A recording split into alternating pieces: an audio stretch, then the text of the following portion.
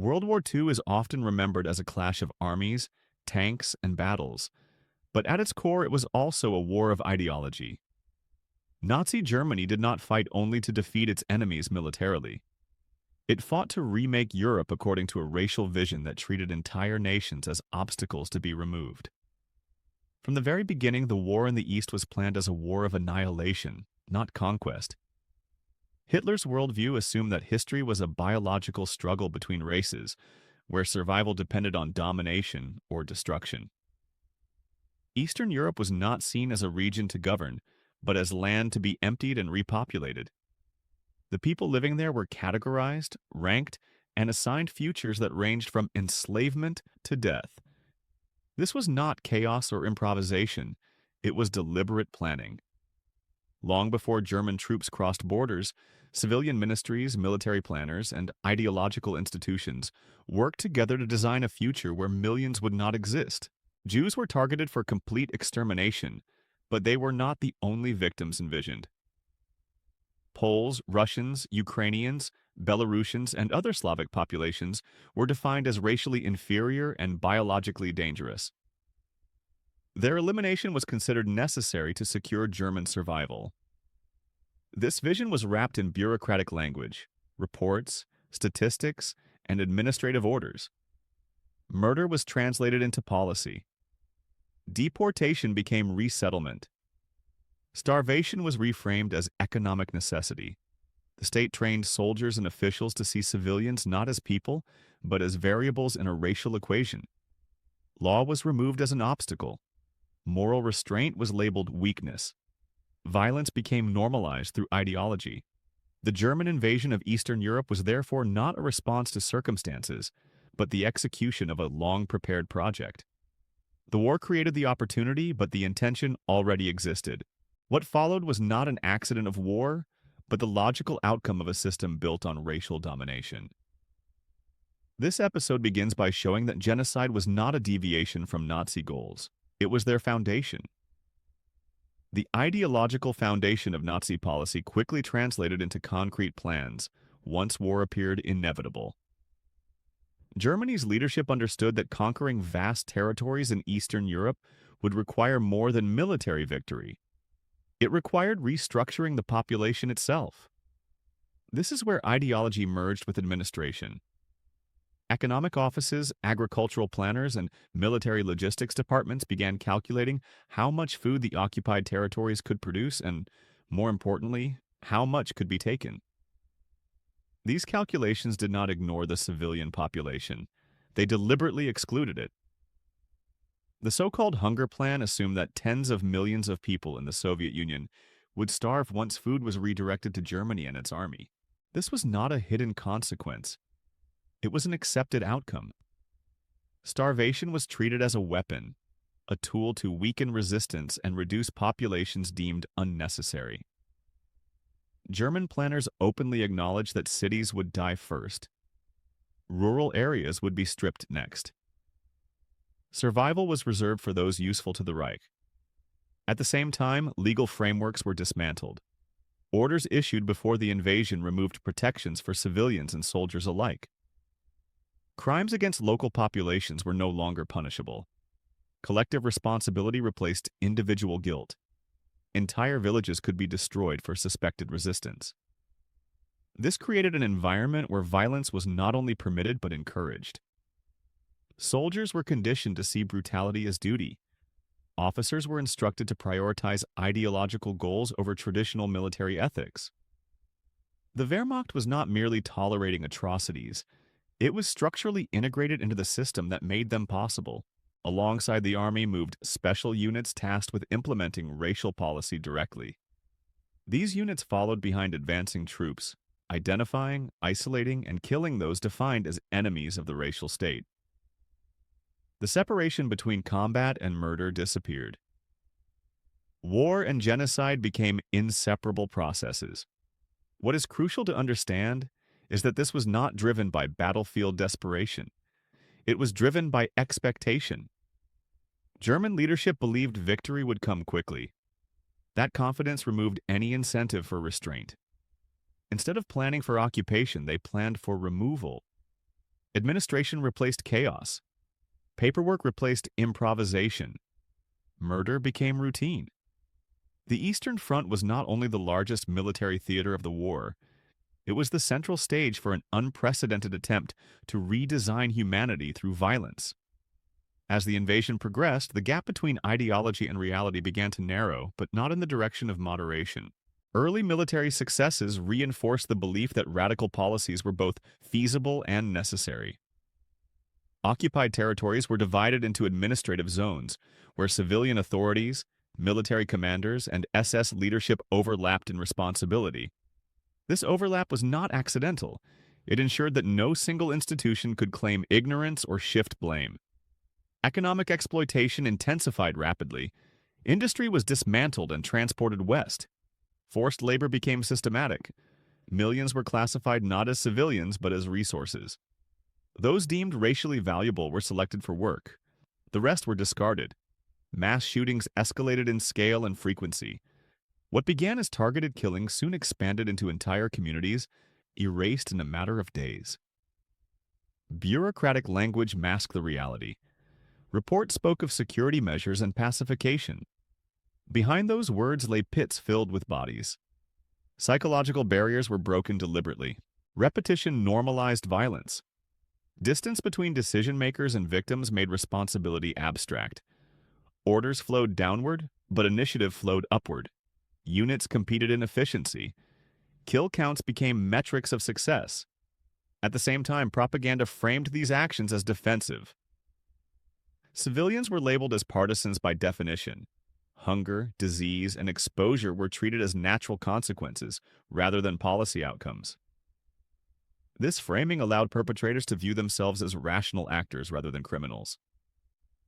The machinery of genocide did not rely on constant fanaticism. It relied on routine.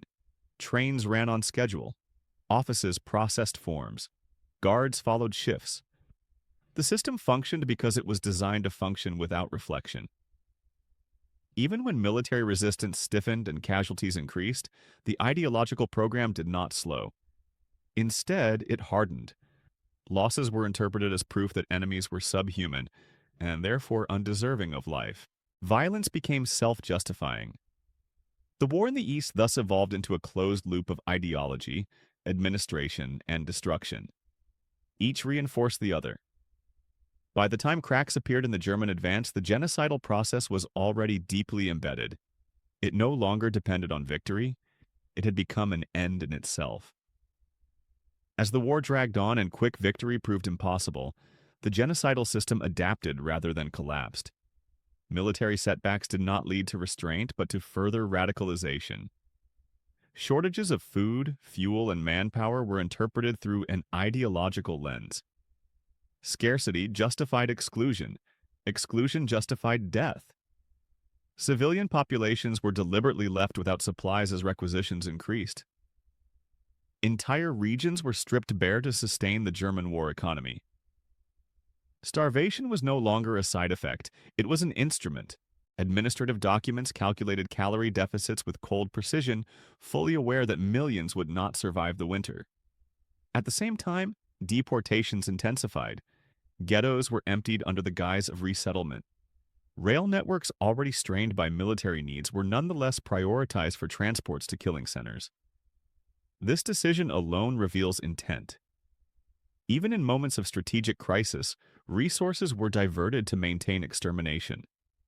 Within occupied territories, collaboration and coercion operated side by side. Local structures were exploited to identify victims, seize property, and maintain order.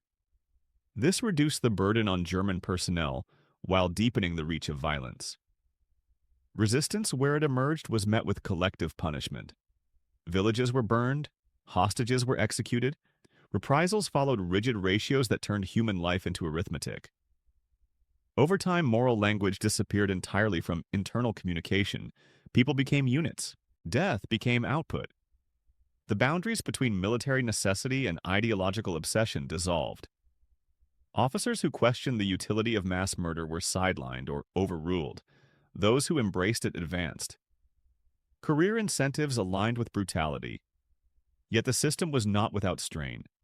Psychological breakdowns among perpetrators increased. Alcohol, rotation, and bureaucratic distancing were used to manage stress. This was not compassion. It was maintenance of efficiency. The genocidal project continued not because it was easy, but because stopping it would have required admitting its criminal nature. By late stages of the war, even as defeat loomed, the logic remained unchanged. Destroy evidence. Accelerate killings. Leave nothing behind that could testify. The destruction of human beings and the destruction of memory became intertwined. What emerged from this process was not chaos, but order of a particular kind, an order built on ideology, administered through institutions, and enforced through routine violence. It demonstrated how modern states could mobilize structure, planning, and obedience in service of absolute moral collapse. By the final phase of the war, genocide and collapse advanced together. As Allied forces closed in, priorities shifted towards speed and concealment rather than scale alone. Camps were evacuated in haste. Prisoners were forced onto death marches that served no military purpose and consumed scarce resources. Yet they continued because ideology demanded completion. Those who could not walk were shot.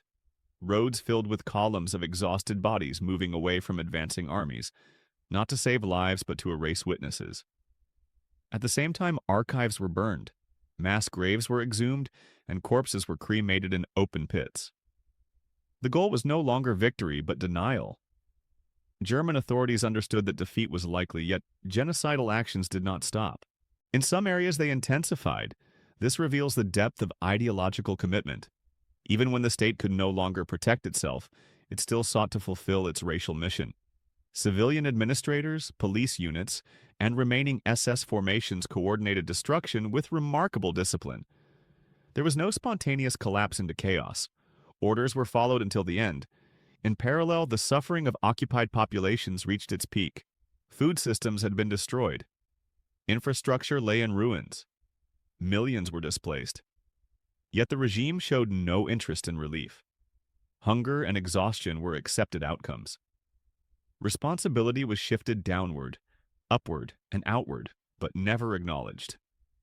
After surrender, this denial continued in new forms. Many perpetrators claimed ignorance, obedience, or inevitability. The bureaucratic nature of the system made this possible. No single document ordered everything. No single person pulled every trigger. The crime was distributed, fragmented, normalized.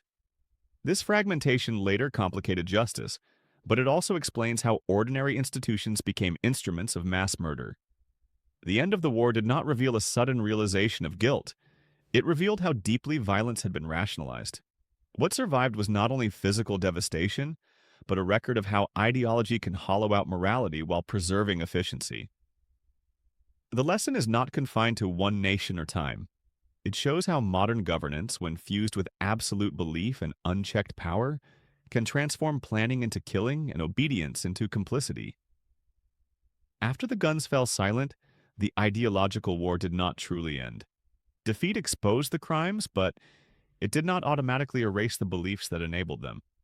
In the immediate aftermath, survival replaced ideology for many perpetrators, yet the mental frameworks remained. Former officials reintegrated into civilian life, often without punishment. Entire administrations were quietly rebuilt using the same people who had planned exploitation and mass death. The logic of efficiency returned quickly, now stripped of uniforms but not of memory. Trials focused on leadership, but the system itself largely escaped judgment. This reinforced a dangerous illusion that genocide had been the work of a few extremists rather than a society mobilized around an idea. At the same time, survivors carried trauma that could not be processed by legal verdicts alone. Communities had been erased, cultures broken, demographics permanently altered. Eastern Europe was left with scars that shaped politics, borders, and distrust for generations. The genocide had failed in its total vision, but it succeeded in destabilizing entire regions. The war's ideological core also reshaped global norms. Concepts like crimes against humanity and genocide entered international law precisely because existing frameworks were insufficient. The scale of destruction forced the world to confront how modern states could murder on an industrial level. Yet these lessons were unevenly learned. During the Cold War, accountability often gave way to geopolitical necessity. Former enemies became assets. Moral clarity dissolved into strategic compromise. This did not negate the crimes, but it diluted their consequences. What remained undeniable was the mechanism itself. Genocide had not been an emotional outburst. It had been organized, scheduled, supplied, and audited. It relied on paperwork as much as bullets. This is why remembrance matters, not as ritual, but as analysis. Forgetting how it worked makes repetition easier. The danger lies not only in hatred, but in systems that reward obedience without conscience and ambition without restraint. The legacy of the Nazi genocidal project is therefore not only historical, it is structural. It warns that mass violence does not require madness. It requires belief, opportunity, and institutions willing to serve an absolute idea at any cost. What ultimately defines this history is not only what happened, but how ordinary it was made to feel to those carrying it out. Bureaucracy normalized murder. Language disguised intent. Orders were framed as necessities, not choices. This is why responsibility cannot be reduced to ideology alone. Ideology opened the door, but routine kept it open. Clerks typed, logisticians calculated, officers coordinated, and soldiers executed, each step small enough to feel detached from the final outcome. When responsibility is fragmented, guilt feels abstract. That was one of the system's greatest strengths. Even resistance within the structure was rare, not because alternatives were impossible, but because careers, safety, and conformity mattered more than moral rupture. After the war, this same fragmentation allowed denial to spread. Many claimed they knew nothing, decided nothing, chose nothing. Yet systems do not act by themselves. They move because people allow them to move. The lesson is uncomfortable because it removes the comfort of distance. It suggests that under certain conditions, modern societies are capable of extreme violence without descending into chaos. Order itself can become lethal. This is why focusing only on symbols or leaders misses the core danger. The true threat lies in unquestioned purpose combined with administrative power. When a state defines entire populations as obstacles, and when institutions accept that definition, atrocity becomes a technical problem rather than a moral one. Remembering this is not about inherited guilt. It is about inherited risk. Each generation inherits structures, habits, and narratives. If they are not examined, they can be reused. The past does not repeat mechanically, but it echoes through methods and excuses. Understanding how genocide was planned, justified, and executed is therefore not optional knowledge. It is a safeguard. The final warning is simple and disturbing. The greatest crimes in history were not committed in moments of chaos, but in periods of order, discipline, and belief. When efficiency replaces empathy and loyalty replaces judgment, destruction can wear the face of normality.